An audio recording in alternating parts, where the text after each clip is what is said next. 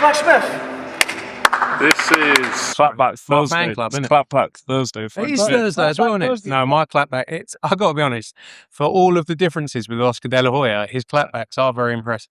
They are. And very well edited. Frank Smith here in Newcastle, big fight this Saturday. We saw that in the face-off. I think it's on nearly 1 million views on Matchroom Twitter. People are tuning in for this one. Just talk to us about the stakes. It's a huge stake. Look, Josh Kelly is going in there against the bogeyman of the division, someone no one wanted to fight in, Murtazaliev, and he's got his opportunity to become IBF world champion. I think this is Josh Kelly's time. He's waited a long time for this shot. He's worked so hard. And as I said up there, he's the most mature I've ever seen him. I've known Josh a long time. And I think it's always been about when he's got the skill set, he's got the ability. And I think it was always about getting his mind in the right place. And I've never seen him better than he is now. But Murtazaliev is a tremendous fighter. He's coming over here full of confidence. And these are the kind of world title fights we want. Real world title fights, not interim, not elevated. We want real world title fights between two great fighters. And you'll see that on Saturday night in Newcastle.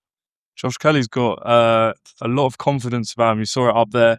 He's again trying to grab Bakhram's belt. Do you think he's just trying to get in his head a bit? I think it's also to exert some dominance and confidence.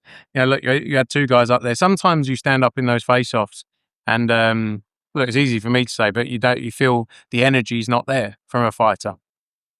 But in that one, you saw two fighters who truly believe in themselves, truly believe that they're going to go in there and win on Saturday night.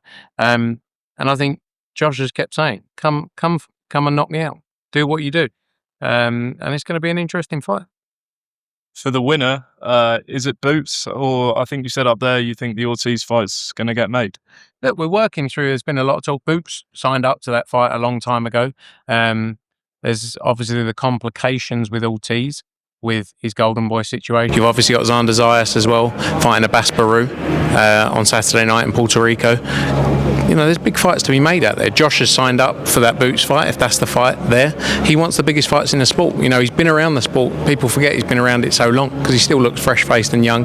And like Adam said, he hasn't really had the miles on the clock. He hasn't had too many tough fights. And he wants the biggest tests. And but he's got to get through Saturday. He won't be looking beyond Saturday. I know Kathy Duva's here from main events who represent Murtazaliev, but do you have any options on him if he wins to go forward with him? No, obviously, look, we got a great working relationship with Aegis, with Kathy, and Louis de Cubas as well was involved. So I think there's potential to do more together, but no options right now. Our focus is here with Josh Kelly to become a world champion. Moving over to New York, Tio against Shakur. You backing Shakur in that one? Yeah, look, I believe he's a cut above the rest. I think he's a spectacular fighter. But Teofimo's a great character, a great fighter, entertaining inside and outside the ring. But I believe you're going to see another standout performance from Shakur Stevenson, and he becomes a 4-weight world champion live on DAZN on Saturday. There's been obviously loads of talk recently about Zuffa and what it means and the competition and stuff. When you look at obviously Saturday's a ring show in New York and you're the lead promoter effectively, is it not a bit of a conflict of interest criticising Zuffa, who are owned partly by Seller and things, if they're involved with things you're doing? I don't think, I haven't really I just said I don't think that's the finished product, what you saw on Saturday. I don't think anyone would sit there and go, yeah, it was spectacular. I don't think they would. Just like I can sit at some of our shows and go, that wasn't good enough, that needs to be improved. These are serious operators. They're not in the game for, like I said earlier, they're not some geezers from the shop down the road who have just set up and gone into boxing because it's cool. They've got a plan, and it's a long-term plan, and not a lot of people who come into boxing have a long-term plan. We've been in boxing for over 40 years now, and have always had a plan and always been focused on making a successful business. But a lot of people in boxing don't have that mentality. But with these guys, like I say, they've got a 40 billion market cap company that promotes multiple events daily around the world, the biggest events you can imagine. I don't think by saying, was it the best thing I've ever seen? No. And I'm sure they would say the same. But that's going to evolve over time, I'm sure. And it'll be interesting and fun to have a competitor at that level, because that's where we really set our bar at. We don't set our bar anywhere else, but people like that. When they entered, did you think they were going to make signings like Opatire and try and sign Bam and other guys? Look, it's going to evolve over time, isn't it, as to what the focus is. At one point it was a much, and I think, look, they're still, when you listen to Dana talk about it, you listen to him talking about the sanctioning bodies, I think they're still evolving what their plan is and how they look to roll it out, so that you can't write them off. As I say, it's going to be an interesting few years. We're very confident in our position. We've got a great broadcast partner in DAZN. We've got great relationships with our fighters, and excited about what the future holds. Obviously, you guys have always said, like, you'll look at it from a business perspective. You're not going to overpay where you don't need to. In the BAM situation, obviously, you said you had matching rights, so that's him with you. But if you don't have matching rights and a fighter's heading out of contract, can you compete with them financially, given the backing they've got of Seller and this Paramount deal?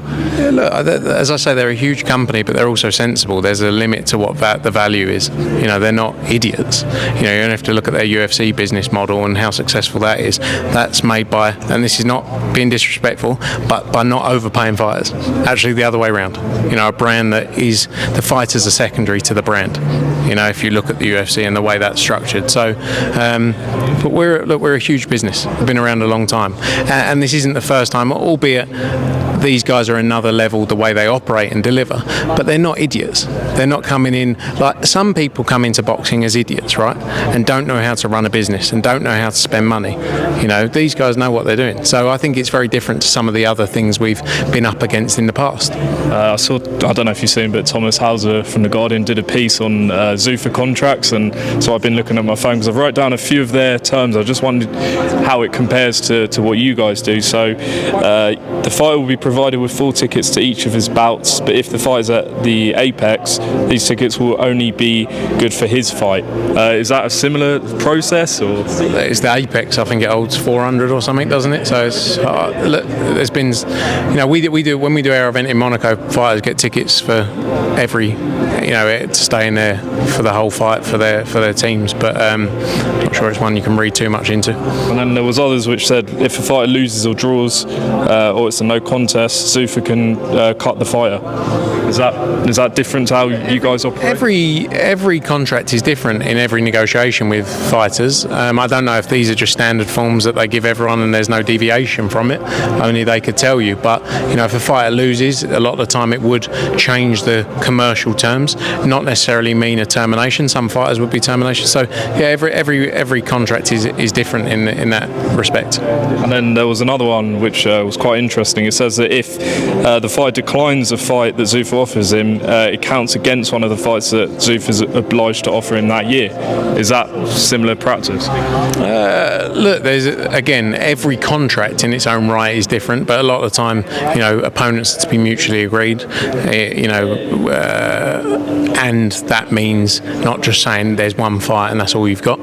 That's maybe that's the way they approach it. I've heard that's the way they approach it with the UFC. It depends whether it tolls the contract. If it tolls the contract, it could see a fighter being stuck in a contract that they're not happy with because they don't want to accept the names they're given, and it's never ending.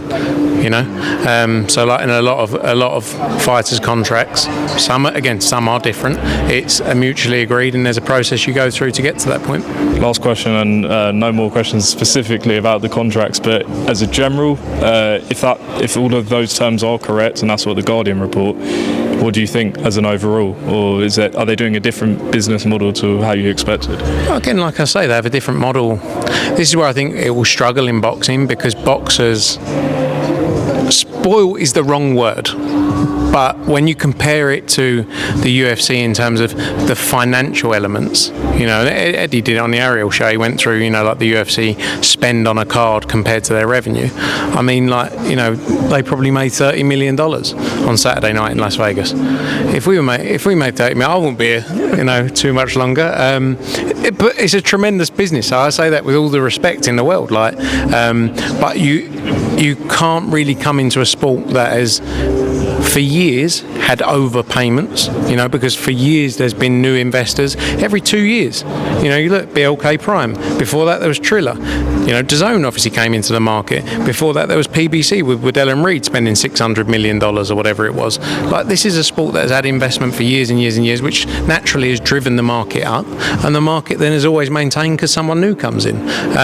I think it's going to be very different. So I think it's hard to compare their business practice and model to a traditional version. Cool, Frank. Appreciate your time. Obviously, don't miss it. Murtazaliev, Kelly, this Saturday on DAZN. Not you, but the viewers. And appreciate it, Frank. Cheers, mate.